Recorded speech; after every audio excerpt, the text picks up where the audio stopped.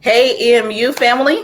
My name is Taquanda Johnson, and I am the social media strategist here at Eastern. And welcome to our Black History 365 Facebook Live series. So, thank you everyone who is chiming on in. We see that we have about 7 or so viewers coming on in. So, as you guys come on in, make sure that you hit up our comment box.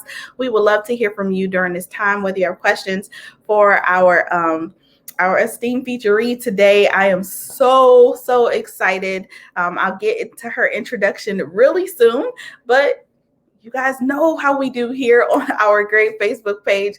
Again, we're talking about Black History 365 throughout the entire month of February because it is Black History Month. And we understand that Black history is 365 days of the year, not just 1 month here at Eastern. So we want to make sure that we're not just doing educating, but we're having candid conversations and amplifying Black voices during this time. So I understand that you may have questions that go outside of what today's topic is, but I ask that you please refrain from answering those in the comment section. If you have any questions that are outside of our topic today, we do ask that you send those to social_media@emich.edu. Again, that's social_media@emich.edu, and we will make sure that your question gets answered. But today's platform, we are talking about Black History 365. So thanks for tuning on in. Make sure that you hit the share button and share with your followers. Remember, sharing is caring around here. So I am excited to introduce my I want to call her an honoree, or just, this candid conversation that I'm having today with Dr. Rema Reynolds. She is amazing. When I first got to Eastern, I heard a lot about Dr. Rema and how great she is and how much the students absolutely love her. And immediately I said, oh my gosh, I need to meet this woman. And she was everything that I expected her to be. Dr. Rema is an associate professor in leadership counseling here at Eastern. She exudes so many qualities of Dr. Martin Luther King. Dr. King is one of her favorite individuals, and you'll learn a little bit more about that. Not just an educator, but she provides life lessons to students beyond the classroom. She also collaborates with the EMU Elite Leadership Development Program, with the Detroit Public School Community District, CMA Student Plug, as well as she supervises the MI STEM program. She just won the election for Michigan State Board of Trustees. She has an amazing family. She is a member of Delta Sigma Theta Sorority Incorporated. And I'm excited to have her. We're going to jump right on in because I can continue on and on and on reading her bio. But to know her is to love her. And I am sure that you will love her as much as I do. Welcome, Dr. Rema Reynolds. That was so sweet. Listen, I say that from the top of every bit of my heart.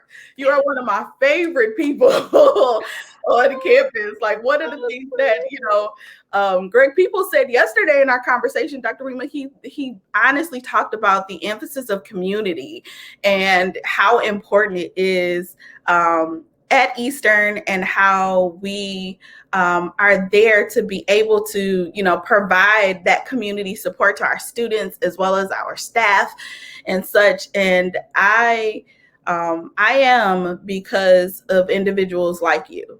And I get so excited. So when I finally met you, and I heard about you before I met you, so when I finally met you, I was like, oh, yes. She is exactly what I thought. So I'm excited to have this conversation with you today. Thank you for joining us. I'm geeked. I'm geeked. That was so sweet. I was like, oh, wait, I just got these lashes put on. She gonna make me cry. Yeah, I appreciate that. I feel like I have a lot to live up to. But yeah, I appreciate you introducing me that way. I really do want to make sure that I get what I'm giving, and I do give a lot of love. And so that you just said, to know her is to love her. I think that's the biggest compliment I've had in my whole entire life. So Oh, yeah, listen, I take my love walk.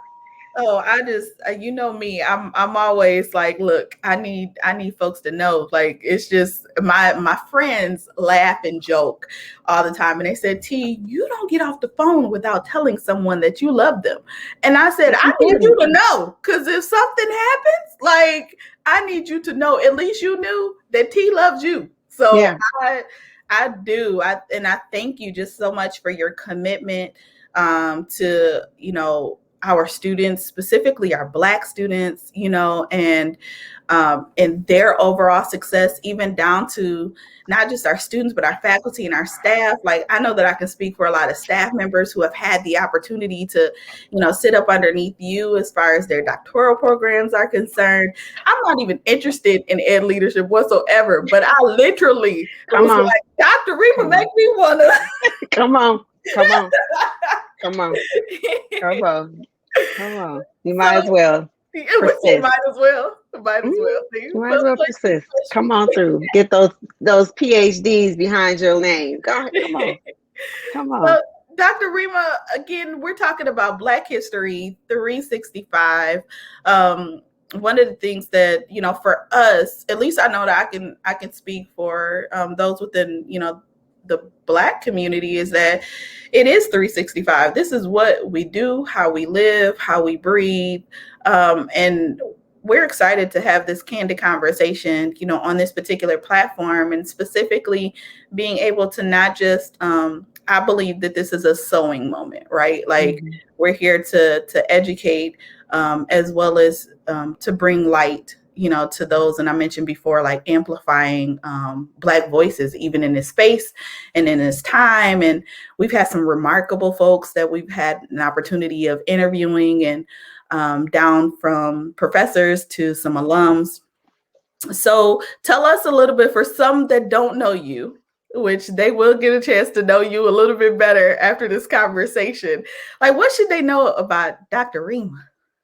Well, first, I want to thank you for doing this because, I think we pay lip service to, particularly right now in this moment, we saw last year, everyone and their Mm-hmm. mama and their daddy and their uncle and their grandma give a statement about Black Lives Mattering, and that EMU is having a forum like this, putting their money, their mouth, and their resources to the statement, I think is really important. And so I appreciate you being the conduit for this kind of conversation. That's really, really important every year, but particularly in this moment that we're in. Thank you. No, thank you for doing the work. So I think something to know about me is, I don't know. I think that I guess one of the things that I don't know that people know would be that I grew up in a small rural town, actually. Mm-hmm. Like I literally worked in the cornfields when I was 11. And Wow. my W-2s, I've been collecting W-2s since 11, all the time, where the money resides. Yeah, Wow. where the money resides. And so, Oh, where the money yeah, where the money resides. I was doing overtime at 11, child, trying to stack up my little change for the summer. So in that rural town, my brother and I were the two Black kids in the school. Mm-hmm. And so this idea of what Black history means and how Black folks are portrayed, particularly in our schools or absent and erased in our schools, really lands with me from the time that I entered schools, right? Not seeing yourself in the literature, not seeing yourself on the wall, not seeing yourself as a contributing member to society, when literally America would not be America without Black folks. The intentional erasure of Black folks really is telling and jarring, right? And I think about that. We'll talk about that later, but I think about that in my research and my work, like how intentional you had to be in order to write a whole book and not have Black people in it. And you're talking about the American experience. How, Sway? How does that happen when we're literally why America is here, and why even race exists, right? The concept and the social construct of race is because of us and our role here in the United States. So that's a whole different conversation. But I think the one thing that people should know is that I fight for justice, and I fight for racial justice, and I fight for Black people. And I've been doing that since kindergarten. Mm. So my first day of kindergarten, I got sent home from school. I got they tried to suspend me, but my mama Uh-huh. wasn't having it. They wasn't having it. Right. She wasn't having it. They sent me home though because a little boy called me the N word, and I was told very explicitly on the way to school that that was go time. That's Mm. show them hands if someone calls you the N word. And sure enough, the first day of kindergarten, it was only a half a day. At the playground, I had to mix up a little boy. I had to mix him. So Let him know. Let him know.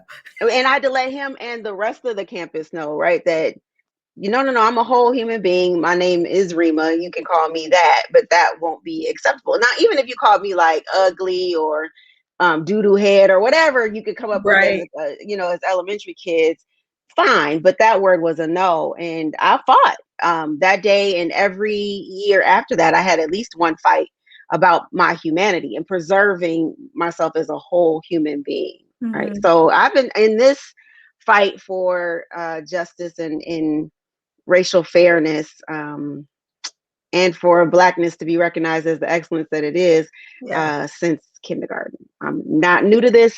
I'm true to True. Also true. Also true. I love it. And I think like a lot of even hearing you talk about this, and I brought it up in like previous, conversations. Like grew up in a I grew up in Macomb County. Oh, And you know, literally our neighborhood of about 5 streets were all Black. We very in Macomb County?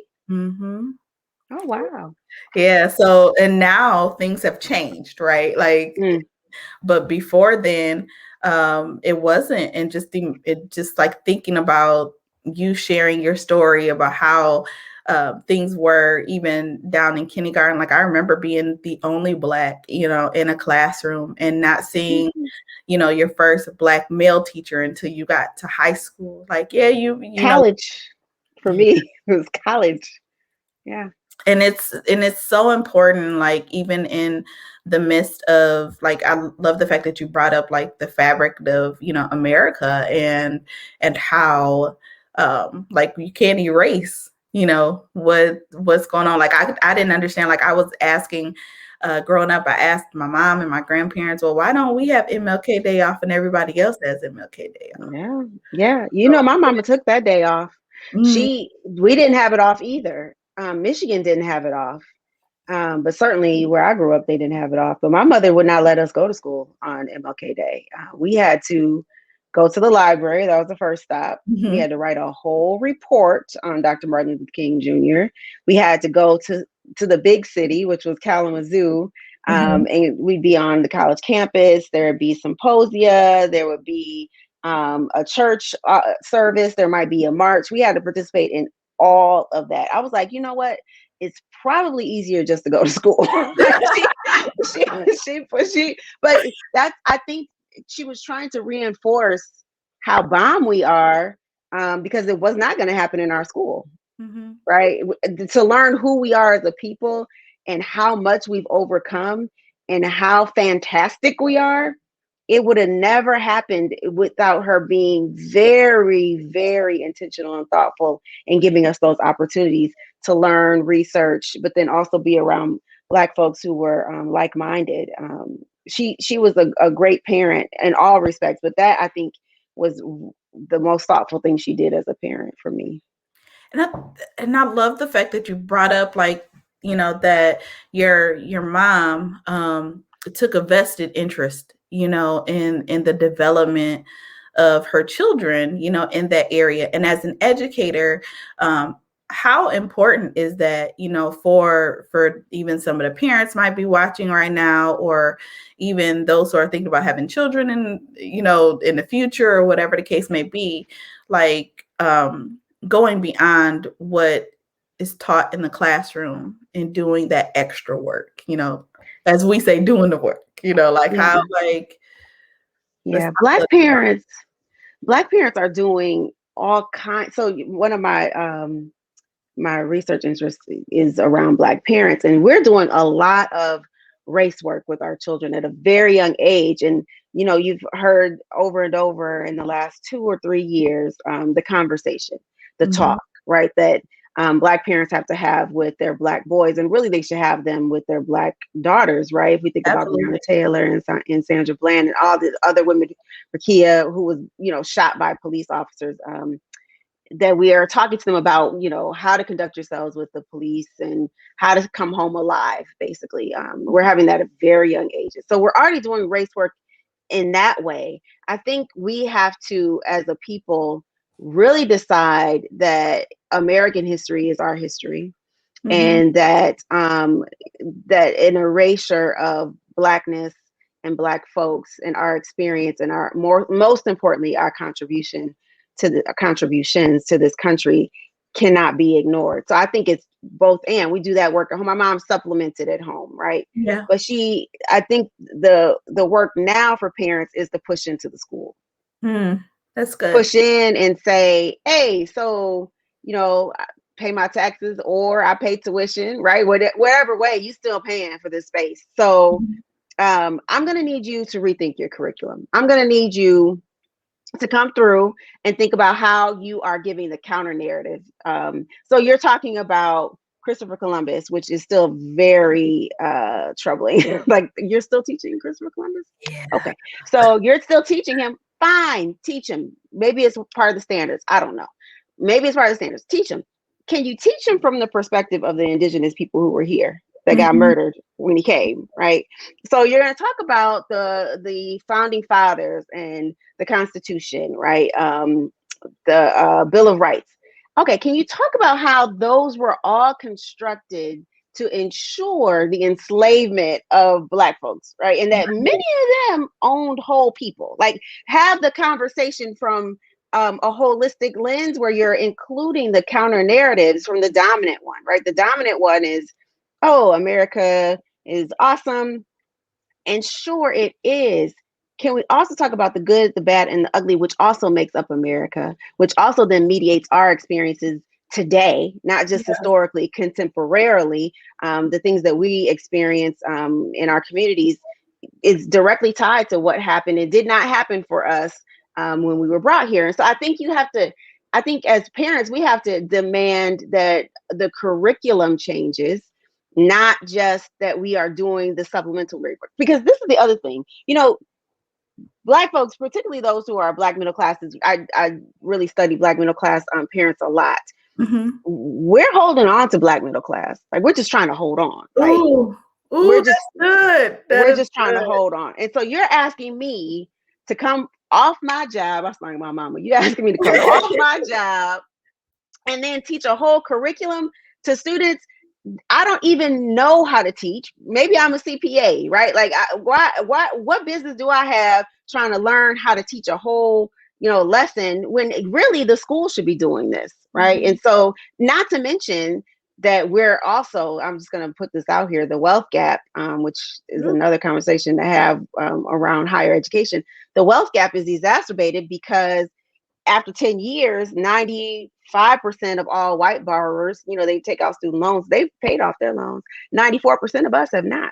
And so we're struggling, hustling, trying to pay all these bills, pay our loans off, right? So that we can work. And you want me to come home and teach a history that I didn't learn? Yeah, good luck on that. Instead, demand that, go to your school Right. board and demand that they have to retool, rethink, and reimagine what they're teaching so that Black kids, white kids, Latinx kids, Asian children, whoever is showing up at the school knows the struggle and the beauty of Blackness in the United States, and how that beauty and the struggle persist, but also how that beauty and the struggle marks who we are Ooh, when folks go to the Capitol and have a whole insurrection, right? Like, Jesus.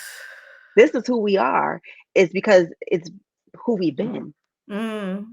And Mm. so tell the whole story so we can understand that we're not trying to figure this out of context. Just Yeah. actually maybe teach. Mm. Right? Like, that's I love it. Yeah, like at the end of the day, like it's all about as as one of my girlfriends says, living a life of accountability, right? Like we have to hold those accountable, in those areas that they may not, be held. I know one of the things that we had a question that came up, and Deborah says, what do you think about parents in Utah who are allowed to opt out of Black History Month curriculum in conversations? It has since been changed, but how were they allowed to opt out in the first place? Do you have any feedback concerning that? Yeah. How do you opt out of American history? Right, And right, right. it's like, how do you, because they keep making it seem like it's boutique and niche, like, oh, this is a special kind of history. Nah, boo, this ain't no special history. This is literally our history, our collective history. And so to I think that if you go back to like literature, I'm an English major. I went to Yeah. make sure that I taught English because I just really wanted people to see themselves in the literature, right? I just wanted them to show up, right? So if I had, you know, um, students who were, from Lebanon, I would try to find a Lebanese author. I just wanted people. If you are in my classroom, I wanted you to see yourself in what we were studying. But you can go back to the canon, right? Mm. All the greats, right? We could talk about all the great authors, and they can literally have a whole book without Black people in it. Ooh, How?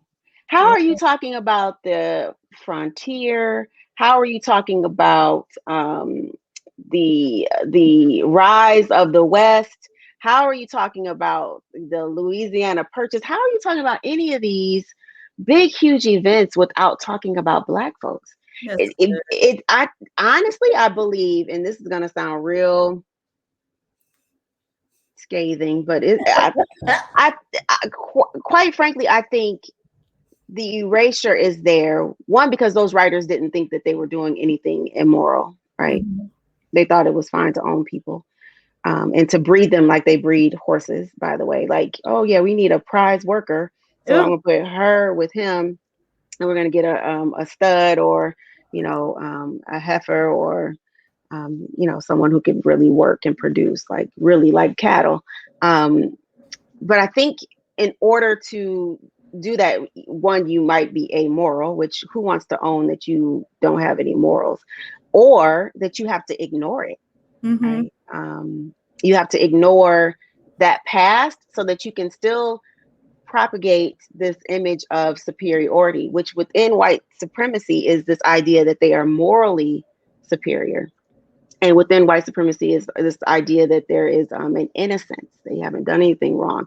In fact, they came to save people with the word of God and Jesus. They're saviors. They didn't do anything. They're blameless. And so if you tell the history of Black folks and how they were brought here and how they were treated and how they were mutilated in a lot of ways with inhumane ways of treating people, I think then you then trouble and tarnish the image of innocence and purity that they really want to desperately hold on to, even today, right? Mm. Our legacy, yeah, your legacy has blood and sweat and tears and dirt and grime and muck and mire and must and funk on it. So Yeah, just say it. Just say it. just say it. Mhm. Just be human and honest. But I think the reason why they continue to try to put it as a one-off in something that's not necessary is because to tell that history would be an indictment. And Mm. that indictment is, I don't think most Americans who are white are ready to. And honestly, most Americans who are Black don't want to know all of I that. I was mean, just it's about to hard. say that, like, for some of us, it's even hard, right? It's It's hard. even it's very hard. Yeah, and so, someone was saying the other day, I don't want to tell my kids about racism because I don't want them to get discouraged. Okay. Yeah, I don't condone that. I think you're setting them up for failure. I think you should Totally have a setting them up for man. for So failure. I think the responsibility is to figure out how to undergird them with strategies and techniques to identify when there is racism or any ism, right? Because Mhm. our Black folks, our oppression interlocks and intersects with, sexism, with, veterans and ability and all these other isms that we, that are out here, homophobia, Islamophobia, you name it, right? It intersects with Black, anti-Black racism. And so if you don't tell people how to identify it, I think what we do is internalize it. Ooh, There's something wrong with us. There's ooh, something, right? that's So good. That is I so good. right, like it's you Oh, got to think, oh, did I not shower? How come they don't like me? Oh, yeah, I must not be smart enough. I might not be fast enough. I might not be, strong enough, or pretty enough, or whatever these enoughs are. I think you end up questioning yourself when you internalize oppression, as opposed to being able to name it. No, wait a minute. Hold up, swole up. What you doing is sexism. mm, Oh, no. I recognize this. This is ableism. And if we can't give our children and ourselves, quite frankly, that mhm. kind of naming power, we have no other choice but to internalize it. So by trying to ignore it or sweep it under the rug, or let's not talk about it because it just is hurtful, we then hurt ourselves even more. Right. Because I think the naming is the key to freedom, Mm. emancipation. Like I'm not beholden to someone's enough, right? Ooh, I don't have to think about measuring up to mediocrity, because if I knew how, that's the other thing. I just really wish Black people knew how bomb we were. And that might be the other reason, now that I'm thinking about it, that we cannot teach Black history, because then everyone would know how fantastic we we are. are. Mm, mm. But if only Woo. Black people knew, right, how bomb we are. Like, you think about 400 years of oppression Mhm. and continued marginalization, and somebody's foot on your neck the Woo. whole time The you whole trying to progress, time. and you still making it. You What? still First of all, making it. that would hurt if I weren't Black. But then secondly, if I am Black, which primarily, if I am Black, you have to feel fantastic, right? Like, Yeah. if you knew how far we've come, right there. I remember that campaign, I think in 2019, where you could Google anything. You could Google a sport, an art, um, dance, right, Mhm. science, and Black people would be the first hit, um, Mhm. because duh, right? We out here winning, right? And Yes, so absolutely. to recognize those wins, like if you Google golf, who shows up, right? Tennis, who shows up? Mhm. Ballet, who shows up, right? Good. We're gonna show up in the search at the top. Okay, to get to those levels of achievement and mastery and excellence in the face of all that we All of continue it. to contend with, but that we've overcome, man, who wouldn't want to be Black? Everybody would want to be Black. It's like who Who would wouldn't be want to be who would want to Black? be that? Oh, that I. Oh man, my heart is extra full right now. Deborah says, agreed. If we don't speak on it and help our children learn to recognize that, we are definitely not preparing them for real life. And I think like we had a candid conversation in our household where we were talking about things that we felt like our parents didn't teach us. And my aunt passionately said, that's because they didn't teach us. So how could we teach y'all? You You know, can't give what you don't have. yeah, and that's it. Like that's just, it. And we have to, we got to do better, as that, and being in a position. I remember going to see Detroit. Oh my gosh, I'm forgetting the year, but the movie where it talked about the riots in Detroit and such. And I remember going back home and literally picking up the phone and calling my grandparents and said, "Can we talk about this now?" Mm, And it turns out that they stayed a couple of blocks away from where the riots were happening, and I had no clue. So you can mm, imagine being like, what, that was, I'm 38 now, so that movie came out, might have been like a couple of years ago or such. mm. So being in your 30s, calling home like, ain't nobody tell me nothing. Like, what the world? And I think we do our kids and, our loved ones, an injustice by not having candid conversations, about what we've been through or what we've seen, and how we can truly continue to be bomb, as you were saying. And I know, like, as and we talked a little bit about, like, just individuals who are going beyond just what the textbook says as far as educating others. So let's talk a little bit about, like, who you feel has, like, paved the way for you as far as, like, where you are today. Because as much as you're sewing in to all of us, in this conversation, as well as your students that you have, there are individuals that literally poured into you. So who Yeah. paved the way for you? First I would say my mother, right? Like I talked to you about her, Mm-hmm. Dr. Martin Luther King Day ritual. And then I think with that, so I think that kindergarten story actually was a very life-changing moment for me. In that I saw my mother as a social justice writer. Like she was just a writer. Like, Mm-hmm. you know what, this, I don't know what you thought, but she will be a human. And you're not going to suspend her because she fought for her humanity and you're not. And so she'll continue to fight and don't call me next time. Right. Yeah. Like she was just like real adamant. And so I think that lesson then became the lens by which I saw everything. And quite frankly, I would say up until probably 10th, no, about 11th grade, I learned in spite of my teachers and to spite my teachers, Ooh. to spite them. Like I would imagine my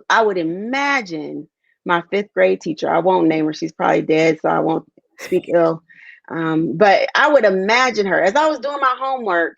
I would imagine her having to grade this and give me an A, and how she would hate it. Yeah.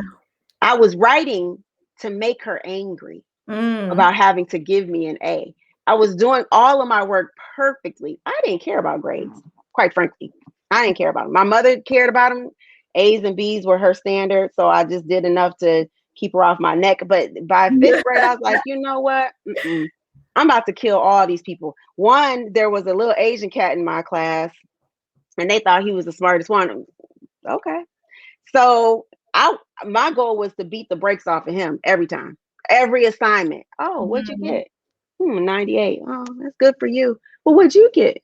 Oh yeah, 100. I meant for my peers to see. No, Yeah. no, no, no. I'm the biggest, brightest, baddest what up in this piece. But I also wanted that 5th grade teacher to have to put that A on my paper and hand it back to me with a grimace on her face. I wanted it. I knew she didn't like me, and I knew it was because I was black and brilliant and beautiful, and she couldn't take it. It was too much for her. She had the case of the too much, and Mhm. so I wanted to break her face every single night. That was my goal. I was sitting and think about it. I know she probably graded my paper right now. Wonder what she's thinking, I was right? like, Like just feel it some type of way. I did that. I did that till 10th grade, right? But by 11th grade, I had an English teacher who really took time. I don't think she thought I was special, or, I don't think she was, giving me a special treatment, but she took teaching so seriously that she gave a lot of attention to our writing. And Mhm. so, even though I don't think it was like, oh, personally, Rema, let me cultivate you, right? I love you. It wasn't that. It was, I love English and I love teaching, and everybody in this class is about to get this work. And she raised the bar in terms of teaching, but she also poured into me as a grammarian, as a thinker, right? And I don't think it was intentional. I just think she was a bomb teacher. Right. Um, but then after that, I had my first black teacher in undergrad, my junior year, first black teacher ever in life. Wow. And she, again, I don't think she meant to. I don't think, no one's really said, come alongside me, I'm going to help you necessarily. But just by them being, excellent at what they did, they poured into me. I Mhm. believe in excellence. And so, That's right. and I'm attracted to it. And so, just by being excellent, I was that teacher, that professor. she poured into me in ways that she didn't know. Maxine Gilling ran a student success program for Black students. And she gave me all kinds of awards and took me on my first conference. She just, she's still in Kalamazoo right now. She was a big uh, influence. But then there was another professor named, Rema. I ought to be ashamed of myself. I need ginkgo. It's the age. So it's gonna come Don't back to me. do it. Don't do It's it. gonna come back. It's gonna come back to me. I need some ginkgo. So he I don't I again I'm attracted to people who are bomb, and I don't think he was like, yeah, let me take you under my wing. He just was bomb, and I wanted to know more about him. He had been around the world doing research. I was Mhm. like, whoa, how can you do this? He had been to all these different countries and spent time with the Maasai. I mean, he was just bomb. And so I spent some time with him, had Indian food. But now I've taught or presented at 26 different countries, right? I've been where he's been, and we can have a conversation about it now. So I think the influence has always been people who are out here doing it, right? And I'm just like, well, what do you have, and what do I need to learn, right? Yes. I don't. And Yes. so their pouring has always been just to walk in their purpose and to walk in their excellence, and I'm going to be attracted to that, Mhm. and I'm going to learn as much as I can. So there's been really people who have influenced me. I don't know if they intentionally was like, open up your brain, girl, and let Yeah. me pour this into you. I just ended up loving them and who they were and wanted to be more like them. And do you realize that you do the same exact thing to others? To others, like you don't intentionally, do the yeah, you don't intentionally, but it just comes because it exudes who you You are. think Yes, I know so. so? I know so. I know so. It's so funny. So Nautica's watching it. She was just about to say that. Like that is the truth, and because of the way that they have poured or paved the way for you and poured into you, you're able to do that just for our students and even some of our staff. So I count that other people are testifying out here. She does. It's like we we're trying to tell you, Dr. Reeve, like we're trying to tell you. Man, I'm just out here scratching and surviving, trying to keep out the child line, right? I, yeah, that's super sweet of you to say, right? Every February for the last 3 years, Mhm. I fast. I don't eat any foods, all liquids for the month. Mhm. Um, and it's to center me. I love food, trust me. And this COVID, man, this COVID it's all the Listen, it seeds. did some numbers, huh? Well, it racked up the COVID-15, right? Basically, that's what I got over here. It was cookies and cake and chips, every C word, all the Uh-huh. carbs. I was like, it's comfortable, right? And COVID brought this need for comfort, and so I've been eating up some stuff. But even if it's not COVID, I like to eat, and so every February I try to discipline myself to make sure, okay, Rima, get a handle on it because I'll be out here. You have to roll me around. I love food that much. And so I try to master it every February and abstain from all food. But I also use it as a time to think about my goals, think about my purpose, really think about my love walk and how to recalibrate it. And I also think about how to make Black history. Right. I do. I think, Mhm. okay, That's how am I going good. to make Black history this year? How am I going to spend my time making Black history? And so, what I don't necessarily do, which probably in this call, I'm thinking I probably should. I don't think how I'm going to intentionally pour into other people. I just think all of my life is for other people. I literally wake up every day with the liberation of Black people on my mind and in my heart That's every good. single day. But I probably need to be intentional in getting folks to think about Black liberation in the same ways. I do have a little research group called the Vanguard Research Collective, and they're doing that work. Danya's a part of that. So certainly she's going Awesome. to. She's gonna say something nice about me. I didn't pay her. I didn't pay her. But we're doing that work and thinking about Black children and Black families and Black communities and Black schools and what needs to change for them. But even if you're not in schools, I got to think about ways that I infect, this freedom fight for folks who are in other spaces and not just education. So I'm going to do better. I appreciate this little No, this it's little talk. most definitely like I am like totally full, and I know we talked about like the many hats that you wear as far as being, a wife, a mother, an educator, a mentor, in my case, a soror. Like, talk to us about this new venture that you're on as a board of trustee member over at Michigan State University. That's a big deal. So for some people who don't know, and I was nicely schooled schooled on I was nicely schooled on, is that the board of trustees at Michigan State are not appointed. You Mm-mm. literally have to run. Yeah. So that's a big Yeah. deal. Let's Yeah. talk about Black history right there. Like, that is a Right. big deal, Dr. Remus. So let's talk Yeah. a little bit about that. So I didn't think about that in February when I was fasting last year. Like a political run was not in my Okay, it wasn't a part of the no, plan. I didn't pray about that. I didn't write that down on no sheet. Mm-mm. And so I've never run for anything. Like I was the NAACP secretary in undergrad, but I ran uncontested. So Mm-hmm. right, and now how many years ago was that? Maybe almost 30 years, right? And so, yeah, no, not running for anything. I never thought about that. But when I was approached, I had to think about, okay, so what would be the advantage of this? And I really live out my creed, right? First, I had to come up with a campaign. Girl, it was a lot of work. Yeah, it was a lot of work, but I had help. I had a team. The Deltas came out. Ooh, they came out and Yes.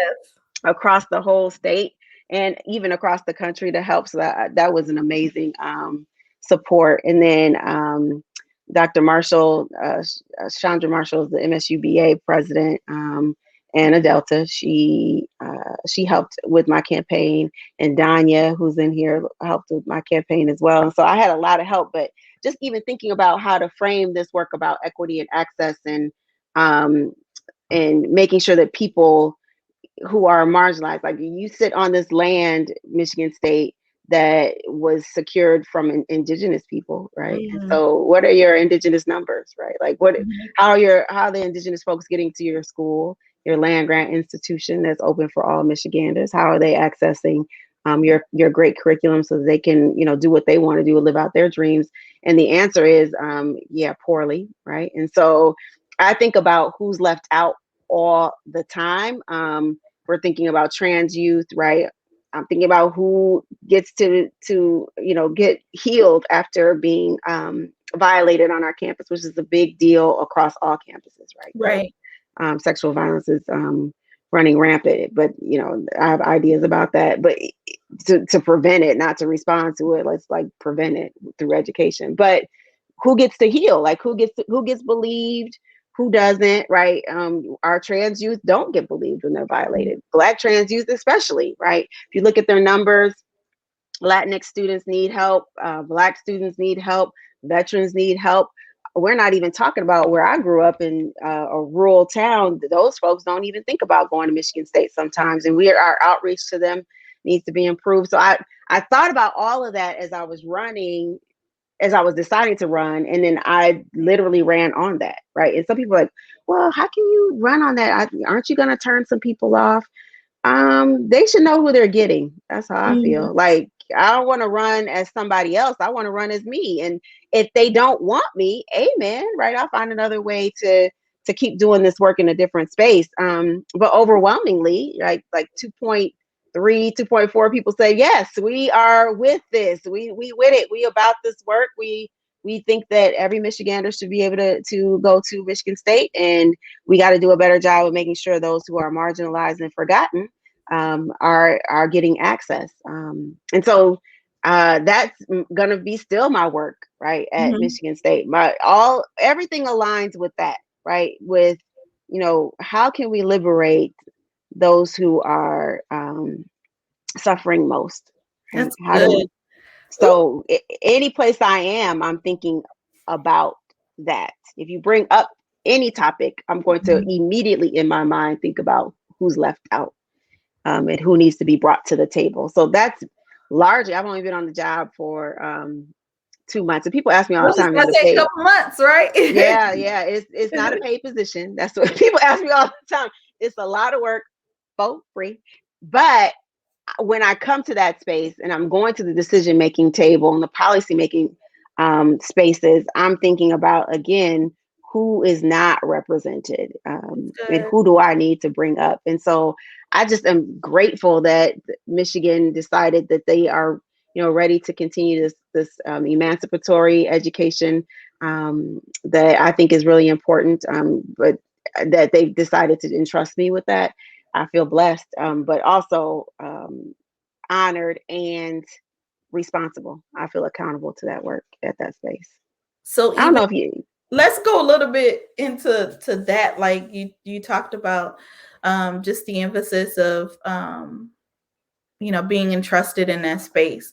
And I want to go a step further and talk about legacy, Mm, and how important that is, when it comes to, and one of the things we've been focusing on in our series of conversations have been about paving the way, for others. So like before we talk about, how can we learn about the past and, to embrace the future and such, but I just really want to talk about the importances of leaving a legacy, even in what we do. And especially like for you, you have children who are in college now, and we may have some folks who are, watching where their children might be in college, or you're, thinking about your kids coming to Eastern, great school, by the way. It's like, so thinking about that and that legacy work that's done there.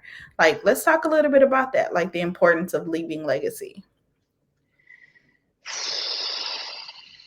it's going to be unpopular to Quanda. It's going to be unpopular because it's going to be unpopular. I really think that all Black people need to do is stay Black and die. Honestly, I really believe My that. Just brother that. says that all the time. He be like, listen, that's all I got to do. And I just be like, bro. That's all we have to do. Literally, that we are here and thriving is an act of revolution and resistance.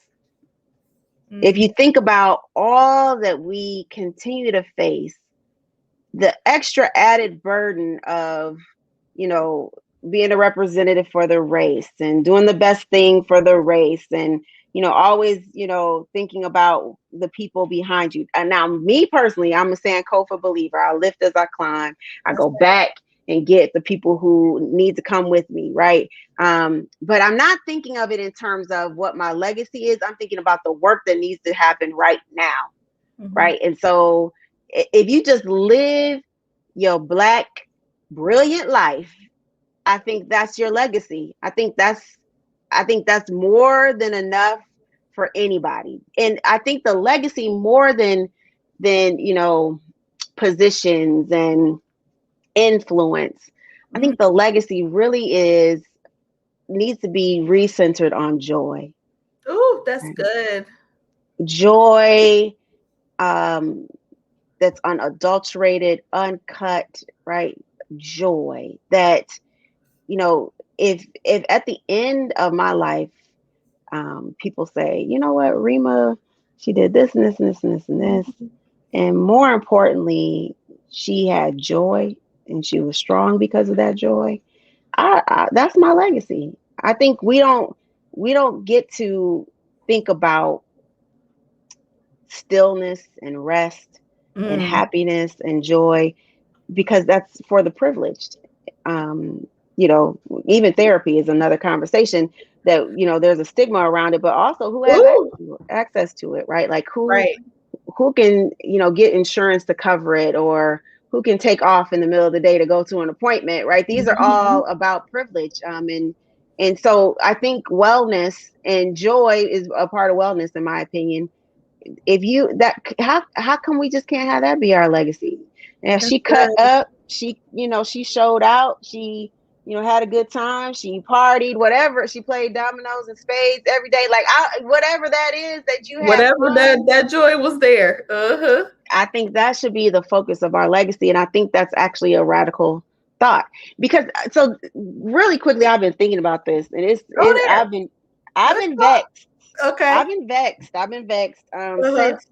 since December, and it really came full circle in January. But I started off this conversation saying that I worked in the cornfields, right? I worked in Mhm. the cornfields from the time I was 11, and working in the fields is literally why we were brought here, Ooh.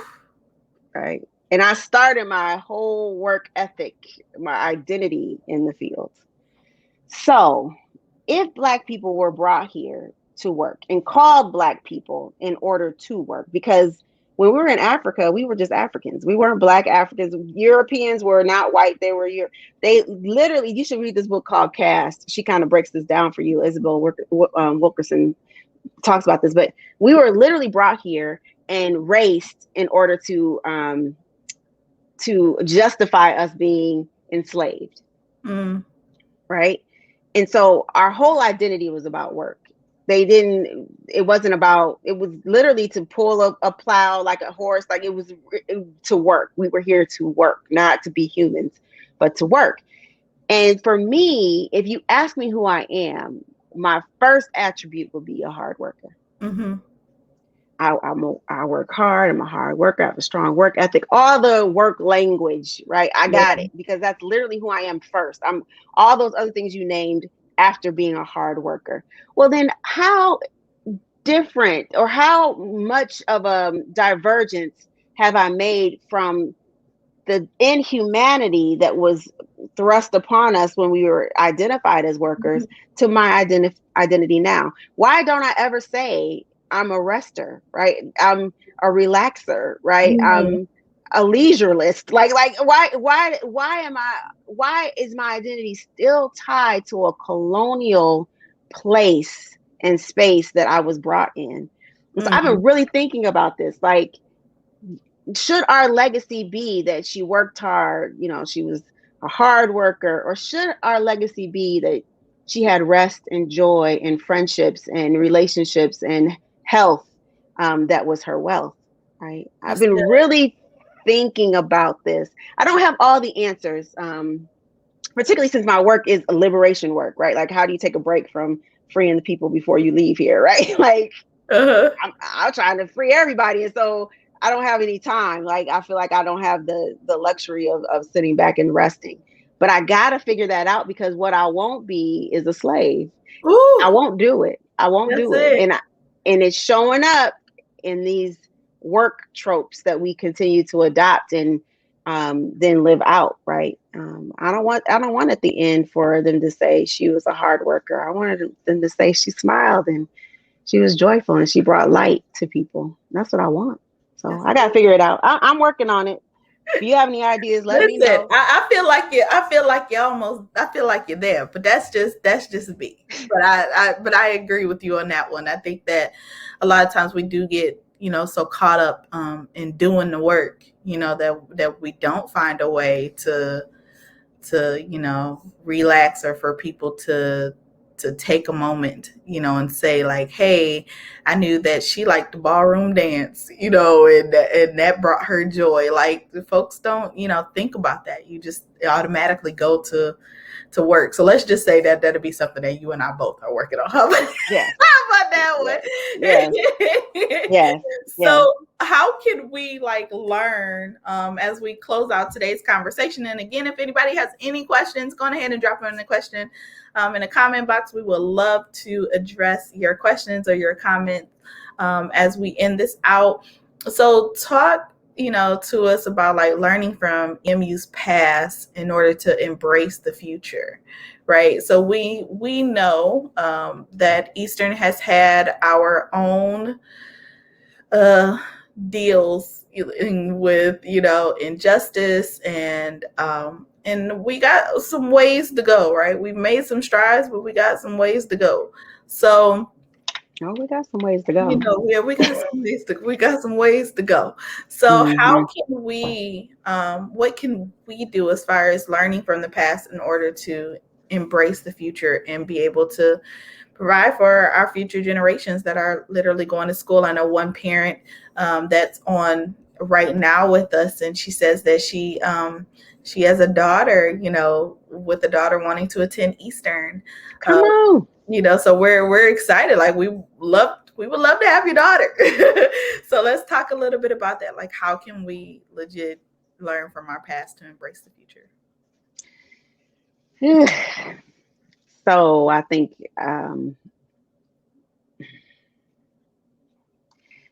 so the past is not so distant, right? Like the past is still the present, in my opinion. So when I started at Eastern in 2016, in the fall, literally in September, they were saying no niggers, niggers leave, right, in 7 different places across the campus, Mm-hmm. right? So I'm like, okay, wait a minute. I just got here. You invite me swiftly to get on out, right? Like they're literally saying leave that as I'm walking into the building for Right. the first time. But the response of the campus and the administration was way more traumatic than those messages on the building, Mm-hmm. right? Um, you saw students, as they should, and I was so proud of them, really fight back and say, no, this is our campus. If you look at Eastern, we have one of the most diverse campuses in Michigan, but I would say probably nationally. Like when I did my walkthrough at Eastern, I was like, wait, this looks like an HBCU because a lot of the housing is Black students, right? Right. A Right. lot of our white students commute in, and so just walking the campus, you might think, "Whoa, wait a minute! How are all these Black people right here in this PWI?" Like it was a little. Listen, I felt that way. I did my undergrad 2000 and 2005, and I remember the first time that I ever walked on campus. And as I mentioned before, like I went to Macomb County schools. Like we knew all the Black people who were in the school. So as soon as I got on campus, I was like, oh, like it was a culture shock for me.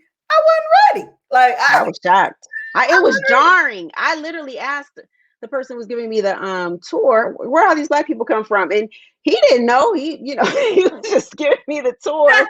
But he was like, I was like, how? So our second largest population is Black students, right? Mhm. But if you look at that, our worst graduation rates reside with Black students, right? So how are Mm. you the second in numbers, right? Which means that if they're staying in housing, they're bringing a lot of money into the institution that other folks are not, right? And so these are money makers, but it seems like y'all money takers because literally they're not getting what they are putting in. Their Yeah. completion rates are abysmal. So for the Black students to take over their union, it's called the student union, and sit in, which has been the legacy of folks for decades, Years. right? To Yeah. take over and sit in, do a sit in peaceful in their union. That's literally what is Americanism, is apple pie and baseball, right? So the response to that, to expel folks and discipline them, I was just like, wait a minute. Like to me, that was way more traumatic than the racist graffiti, right? Their Mhm. response to the students in their community was way more traumatic. And so I think if you talk to any of those administrators most of the administrators, I would say they have decided that they made a wrong turn, which Yeah. amen. I was just saying today earlier in a meeting, I was 25 years a K-12 practitioner. I Mhm. made a lot of mistakes. I did a lot of harmful things, not out of ignorance. I just didn't know. But now you look back and you're like, okay, wait a minute, that was wrong. That was off. So I think most of the administrators involved in those decision making processes would say, yeah, we wouldn't do that today. Mhm. A lot has happened since then, though, right? There's been Absolutely. Yeah. international uprisings around Black Lives Matter, right? So they just would not make these same mistakes. Um, Great, learn, change, grow. We Yeah. still need to look at the outcomes. We still have to look at what we are doing and not doing for our Black students as they continue to show up at Eastern, really expecting a college degree Mm-hmm. and leaving with debt and no degree. Mm, So sure, the past is not so distant, right? That's not a distant past, in my opinion, 2016. And sure, we've made some, we've had some learnings and we've decided to make some changes. How have we changed the curricular choices that we're making? If you do an audit of most of our programming, how many women are you going to see? How many scholars of color? How many Black scholars are in your syllabi, right? What perspectives, again, going back to K-12, you can push that straight on up to higher ed. What perspectives are you teaching these theories from? If you're talking about finance, are you talking about how budgetary decisions literally disenfranchise whole groups of people, right? yeah. Like, how are we teaching? What are we teaching? Then what are we doing to support students who come from poorly resourced K-12 spaces, or in K-12 spaces where literally they're not wanting to teach us, which is a Mm-hmm. reality, a cruel reality of integration. There's some places that don't want us there, and we're getting an education in spite of the people who are put before us to teach us. What do we do when they come? Right? How are we making sure that we shore up whatever gaps they have in preparation? Right? I think there's a lot of work that Eastern has to do to continue to say we're diverse, to continue to say we're a Latinx, Hispanic serving institution, to continue to tout our Black numbers for students. There's some work that they need to do in hiring across the board, staff to leadership, right? Everyone in between. They need to think about hiring diverse folks, particularly Black folks, right? They need to think about their curricular choices. They need to think about their programming. They need to think about their outreach. They need to think about even their entrepreneurial offerings. Well, with Detroit Public Schools, we created a leadership and equity and justice certificate Yeah. that's offered across the world. We've had people internationally take it, people nationally take it. And so that kind of offering, right, is centering the conversation around race and ability and sexism and misogyny, right, in terms of leadership. How can we do more of that work so that our reach is not just even in Michigan, but across the world, and thinking about justice, right? I think there's a lot of opportunity for Eastern. We have a new board president who's a phenomenal Black woman. I think there's a lot of opportunity for us to be the leaders in servicing the Black folks who come there, right? Mm-hmm. Who are expecting for us to do the right thing by them and not getting what they need. Yeah. Ooh, that's good. Like we just talked about, like so much in this hour. We can continue to go on and on and on. I know some other individuals are. We got some great comments. Deborah said it's been like that for years. She's from back in the day. It was like an HBCU. Another parent chimed in, and said that her son is a sophomore at Eastern, and he said it's like an HBCU, his first semester there, and how uh, great and critical having community was, just in order to see those things, manifest. Like Deborah brought up the fact of, Greg Peoples was a critical piece in welcoming and encouraging students to graduate. I feel like you've filled in the gap for a lot of our Black students, in that particular area. And I think that right there is so needed.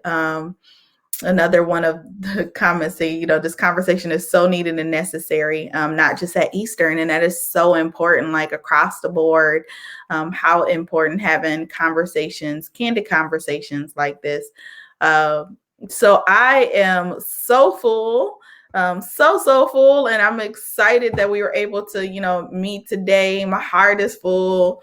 Thank you, Dr. Rema, for tapping into Black History 365, for continuously being Black History each and every day, and paving for Amen. our students and our staff. And thank you everyone for watching. If you are catching the replay, thank you for watching the replay. Make sure that you hit up our comment section to learn just a little bit more. Even if you have questions, you can go on ahead and drop them there, and we'll make sure that we get them over to Dr. Rema and answer some of those. I am without words. This right here is everything. So thank you so much again, Dr. Rema, for joining us. Again, my name is Taquanda from Division of Communications, and you have just watched our Black History 365 series. Make sure that you chime in tomorrow at 12 o'clock, and we will be sitting down with another one of our sorority sisters. Well, I will. Our regent, Dr. Jessie. Yes, Kimberly Marshall. So listen, they are getting a double dose of the deltas. listen, of the deltas. Devastating divas. Yes. They are. All the time. I am excited. So again, thank you everyone for joining us, and we look forward to seeing you tomorrow right here on this page at 12 o'clock. Have a great day, everyone.